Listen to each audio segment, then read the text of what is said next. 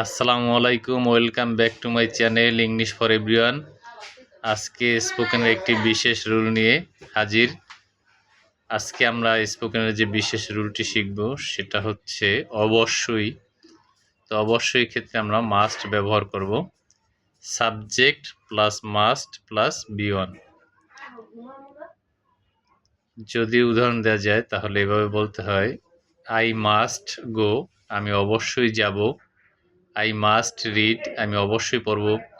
I must take, আমি অবশ্যই নিব। আই মাস্ট লিসেন, আমি অবশ্যই শুনব। আই মাস্ট ড্রিঙ্ক, আমি অবশ্যই পান করব। আই মাস্ট ওয়াইট, আমি অবশ্যই অপেক্ষা করব। আই মাস্ট ওয়ার্ক, আমি অবশ্যই কাজ করব। আই মাস্ট সেন্ড, আমি অবশ্যই পাঠাবো। আই মাস্ট লার্ন, আমি অবশ্যই শিখব। আই মাস্ট টিচ, আমি অবশ্যই শিখাবো। আই মাস্ট আর্ন, আমি অবশ্যই আয় করব। আই মাস্ট স্পেন্ড, আমি অবশ্যই ব্যয় করব। আই মাস্ট সুইম, আমি অবশ্যই সাঁতার কাটব। আই মাস্ট সিং, আমি অবশ্যই গান গাইব। আই মাস্ট ডু, আমি অবশ্যই করব। আই মাস্ট ব্রেক, আমি অবশ্যই ভাঙব। আই মাস্ট সেল, আমি অবশ্যই বিক্রি করব। আই মাস্ট বাই, আমি অবশ্যই ক্রয় করব। আই মাস্ট ক্যাচ, আমি অবশ্যই ধরব। আই মাস্ট ড্রিম, আমি অবশ্যই স্বপ্ন দেখব। আই মাস্ট নো, আমি অবশ্যই জানব।